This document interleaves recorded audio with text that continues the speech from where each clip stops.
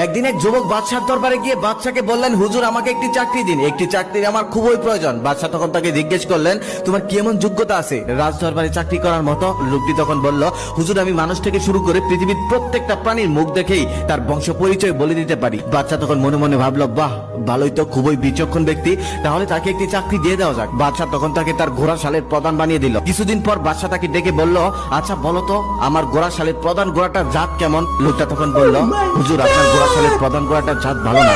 বাদশা এটা শুনে রেগে গেল, কারণ সে 1000 স্বর্ণ মুদ্রা দিয়ে ঘোড়াটা কিনেছে আর তাকে প্রত্যেকদিন অনেক ভালো ভালো খাবার খাওয়ায়, অনেক যত্নে সেটাকে পালে, এমনকি বাদশা সেই ঘোড়াতেই চলাফেরা করে। কিন্তু লোকটি তার কথাই অটুট রইল, বলল আপনার ঘোড়ার জাত ভালো না। বাদশা তখন সেই ঘোড়া বিক্রেতাকে ডেকে আনলেন, ডেকে এনে জিজ্ঞেস করলো, সত্যি করে বলো এই ঘোড়াটার জাত কেমন? তখন লোকটা কাঁপতে কাঁপতে বলল, হুজুর আমাকে ক্ষমা করুন, এই ঘোড়াটি অনেক ভালো জাতের ছিল, কিন্তু যখন ও ছোট্ট ছিল তখন ওর মা মারা যায়, তারপর থেকে আমি ওকে গরুর দুধ খাইয়ে বড় করেছি, এই জন্য ওর হাব ভাব একটু গরুর মতো হয়ে গেছে।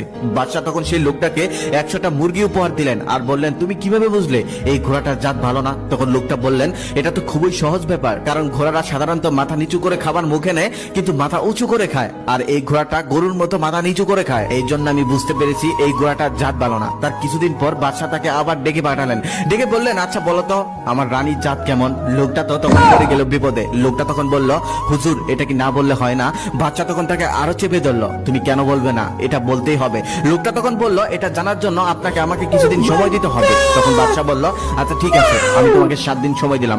7 দিন পর আবার লোকটা হাজির হলো। বাদশা তখন বলল, 7 দিন তো শেষ, এবার বলো আমার রানীর জাতটা কেমন? লোকটা তখন বলল, হুজুর আগে আমাকে আপনার কথা দিতে হবে।